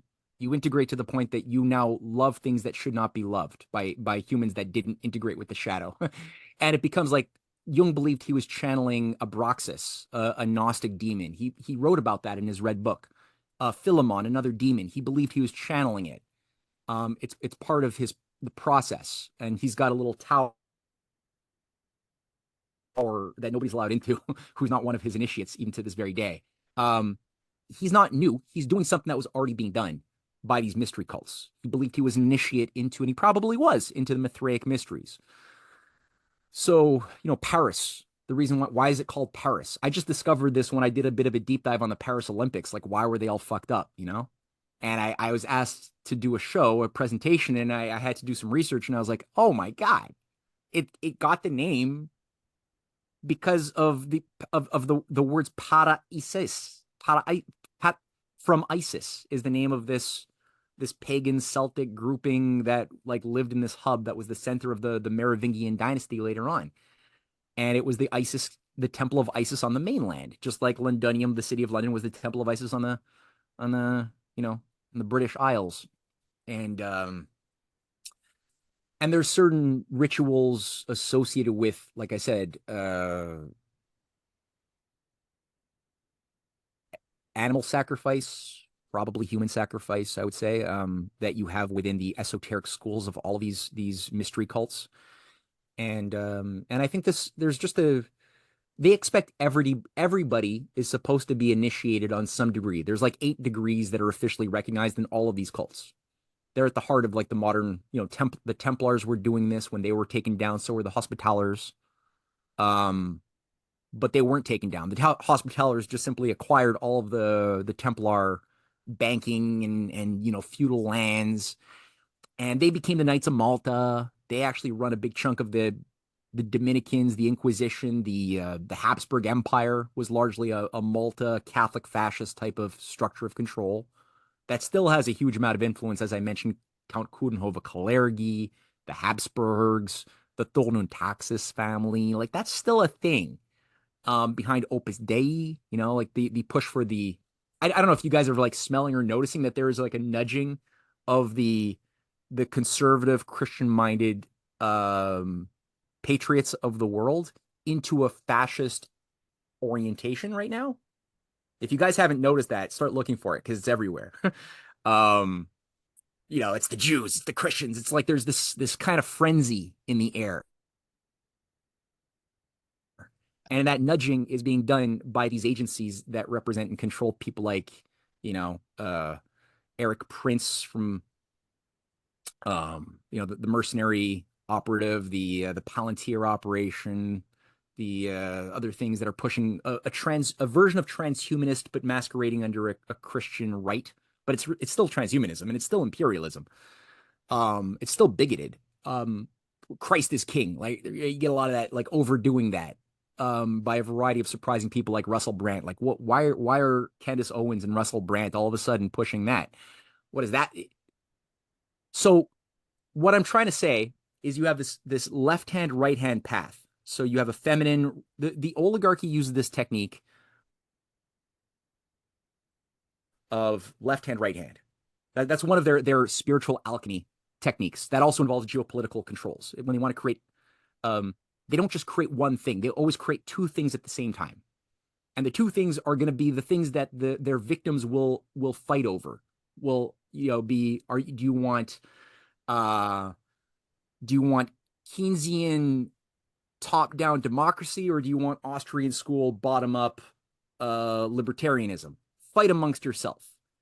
The fact is, Keynes and von Hayek were both lifelong friends, and they were both for world government, as von Hayek himself admits at the last chapter of his Road to Serfdom, where he calls for a world government to manage global free trade. They're both misanthropic. They both like Bernard de Mandeville. They both think Thomas Malthus made a lot of sense. So it's a false debate that you get people into. And the reality is that people like Abraham Lincoln, the principled natural law representatives, are washed out. People forget that there's like something else. One is more penetrating, the masculine energy of the cult of Mithra. Male only is run by its membership is full of legionnaires and Praetorian guards. Men only. Its philosophy, its method of approaching influence is to penetrate, impose will of the strong over the weak. The feminine approach of Isis, the Isis cult, or let's say the Cybele Atis cult, is the feminine energy of Gaia.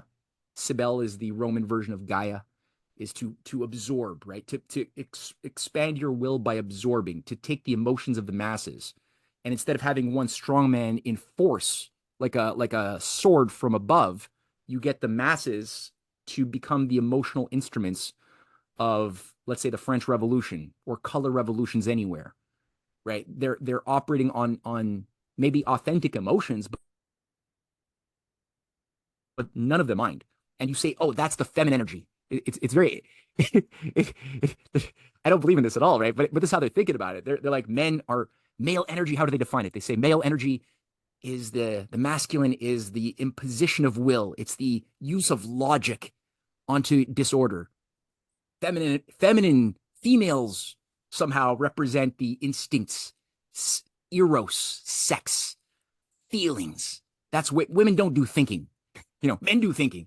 And they try to like dichotomize this so unnaturally, and then they apply it to getting things done, to create institutions. The Templars are supposed to revive the cult of Mary Magdalene. That's their patron saint. The sexy divine whore of Jesus, who gave birth to his babies because he didn't die according to the Gnostic Gospels. He lived out his days in southern France, and the holy bloodlines of Jesus gave rise to the royal bloodlines of the Merovingians, right? Who then gave rise to all of the royal bloodlines. So all of the royal, like the black nobility, they all try to like lay claim to some element of Jesus's blood, as does, I believe, King Charles, who does, I think, believe that he is a direct bloodline descendant from Jesus. And so they worship this idea that the pure Christianity is the Gnostic Christianity of Simon the Magician, of Valentinius, the Gnostic bishops, the Marcius. These were the heretical mystery cult priests who were masquerading as Christians, but were always assets of ISIS, trying to subvert early Christianity from within, bringing in mystery cults and stuff like that. People could read the Nag Hammadi, like, actually, this is a good thing to buy, like the Nag Hammadi scriptures, if you want to read those things, because that's what Carl Jung directly oversaw the publication and translation of these Gnostic Gospels to bring back the pure feminine Christianity of the orgy. You know, watch to get a sense of that. Watch Dan Brown's Da Vinci Code. If you want to get a sense of what they believe, that's it right there. You know, if you watch it with what I just said in your mind, it'll be pretty clear on the surface of what they believe. Of course, there's obviously things they're leaving out, but it's pretty truthful as far as what they believe. And then it always has to work with the opposing school of the masculine hospitaller Malta order of the Inquisition. You know, even though we know Christianity is a myth for the fools, it's important for political power, so we need to defend this rigid interpretation of the Christian doctrine to impose the will of an operating, governing class onto the world. So it's a dirty game, but that's how they play it. Thank you very much. And how do you see the position of the Chinese and Tibetan tradition? China's done a better job at combating its mystery cults than we have. So when I mentioned earlier the opium wars and HSBC, well, you had the Century of Humiliation, right? So, I mean, China, one thing is that if you look at a history of the Chinese oligarchy, there's really not one Chinese oligarchy. There's dynasties that have come and gone. You know, they usually last 300 to 400 years on average. And when you have a collapse of a dynasty, it's a complete overhaul. Like there's not really, I don't see a lot of traces of leading family bloodlines that carry over from one dynasty into another. Usually it's like been massive purge from the top all the way down. There's sometimes some residues that carry over, but not that much. Not like us. Like our oligarchy, if you look at our families, much more like ingrained, much more closed and continuous. So they have an oligarchy just like we do, but it's different. And there's a different set of traditions, I think, also that gives them a bit of an edge that we lack. So we have some positive things that they lack. Like our Western culture's embrace of the sacredness of the individual, that could be a really powerful good, as it was in the best of times. They don't have that as much. But they have a meritocracy system as well. So their the general Confucian structures are much more based practically on trying to look for talent that actually has talent by giving everybody access to tests that even if you're a peasant kid, you can do the tests. And if you pass them and you're assigned works to accomplish, you will be allowed to move up in the rungs of influence to a very high degree. Whereas in the West, unfortunately, we had that activity at small periods now and again, but most of the time, unfortunately, you have to be a member of the right family to be tapped for skull and bones, right? If you want to get a power position, and it's a sad thing, or you gotta sell your soul by killing a human or something in one of these inner clubs at a Eyes Wide Shut event, and then maybe you'll be trusted like a Biden or something to have some political power, but you don't have power at that point. You've already sold your soul a few times over, or Hillary, God, don't want to think about that. So, when you look at China, yeah, they did a better job than we did. They're in a better place as far as having a authentic culture right now in play amongst their intelligentsia, which doesn't want to die and doesn't want to take down the world. Although they're in battle. The Tibet thing, there's sort of two Tibets, just like there's two everything. But the type of Tibet that the oligarchy, because you got this, what's known as when the Theosophists entered India, they also entered big time Tibet, and they pushed what already existed. It was already there, but they amplified it. People like Henry Alcott, who was a co-founder of the Theosophists. I don't know if you've heard of him. Esoteric Buddhism. A lot of it was utilizing an esoteric current within Tibet that was largely, it seems in my research, created, or at least in that form, by an agreement by Genghis Khan and his creation of the Dalai Lama system, which was based on the logic that the Genghis Khan and the Golden Hordes would manage the material world, and the lamas, the Dalai Lama would be the reincarnated controller of the spiritual world, and together they would rule everything. The practices for about 5 centuries of that current that Genghis Khan put into motion had a lot of really disgusting activity in their spiritual worship of the divine, involving sacred sacrifices, a lot of human skin, furniture. There was sort of a mandate, like you didn't have a lot of literacy because you weren't supposed to. The only people allowed to read, which was seen as sacred, was the priests and the monks. The masses had to, by divine right, be kept ignorant and servile. So the living standards were low, population levels were very low, living standards were terrible for the masses. Anyway, that's the sort of current that's the variation of Buddhism that the Theosophists loved. And they brought in like a variation for the outward form that would be kind of nice looking, and then an inner form that would be based on a lot of these same practices, which is also why the Nazis, which was an outgrowth of the Theosophists in the German branch, under this guy, Dr. Franz Hartmann, who was the head of the German branch of the Theosophists. Rudolf Steiner, for a period, ran the Swiss branch. But Franz Hartmann was working with people like Karl Kellner and John Yarker, who were also all members of the various orders, like the Ordo Templi Orientis, which Aleister Crowley took control of for the British branch. Also, the Rites of Memphis Misraim was also what these guys were also running. But they seeded a German branch called the Ariosophists under this guy Otto von List and Lanz von Lebenfels, which produced a magazine that Hitler was a young Hitler was a subscriber to before World War I. And I'm saying this because they also were fascinated by Tibet because of what I just said. So when they sent out their their scientists to explore the roots of the Aryan race, and it wasn't just anthropologically, they also had a spiritual bent in what they were doing, looking for this Hyperborean pseudo-Atlantean civilization that would give them signs into creating the new root race, that they also believed that they were the harbingers of a new root race of transhumanists, right? That's what Silicon Valley is today, by the way, for those who don't know. that if people look for the origins of transhumanism in Silicon Valley, why is it all in California? That's why. That it's to manifest Blavatsky's forecast of a new race of humankind, but with this new, technocratic twist. So yeah, I mean, when you look at the Nazis using Jewish victims who had tattoos and tanning their skin and using it in Nazi lamps and sofas, like there's collectors out there who buy up Jewish skin. There's tens of thousands of these items that have been found. They were doing something that the Tibetan occult, like esoteric Buddhists of Tibet, were also already doing for centuries. They might have even learned it from them. I don't even know.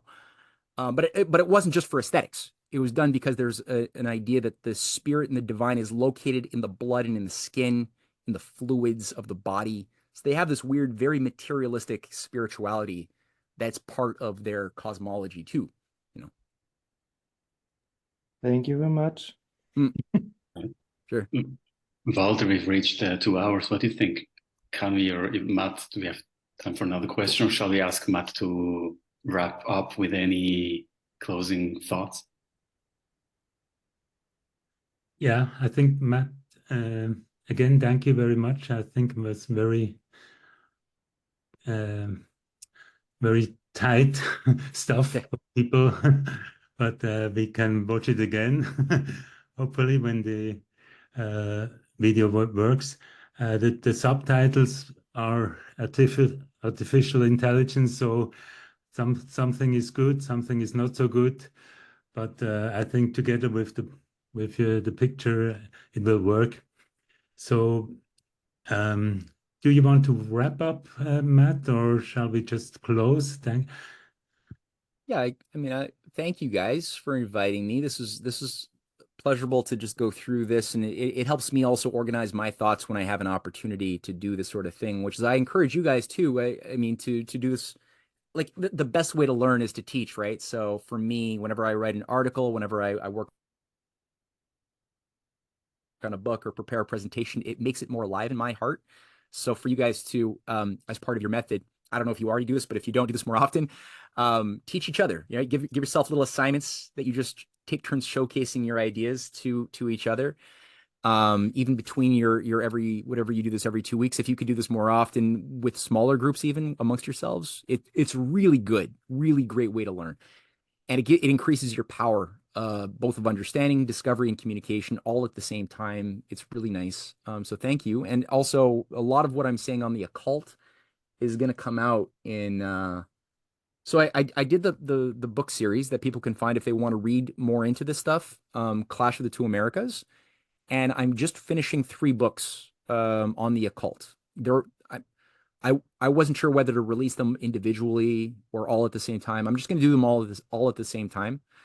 And I will make those available to Stefan, who can share them with the group. And some of that content's already available on my Substack, going through the occult Tesla, something else on what Edgar Allan Poe is doing, which goes into some wild places, and something else on what the Fabian Society and Roundtable movement of Cecil Rhodes actually were representing, going back to the cult of Mithra and Cybele, and there's a direct connection. So that there's a whole book on that's coming out. So yeah, thank you guys for taking the time, and I hope this was edifying. Thanks a lot, And Matt. not too scary. Walter, you want to close? Okay. Thank you very much. And maybe we can have you again sometimes in the future. Sure. Yeah. Or also my wife, she's working on her second book too, on maybe Operation Gladio. both of So you maybe together. yeah, she might play a role too. Who knows? That would be great. And I think we have Stefan who is in contact with you, Yes. and it will work. Thanks All right. again. Okay. All right. Take Bye-bye. care. Bye, guys. Thank you. Bye.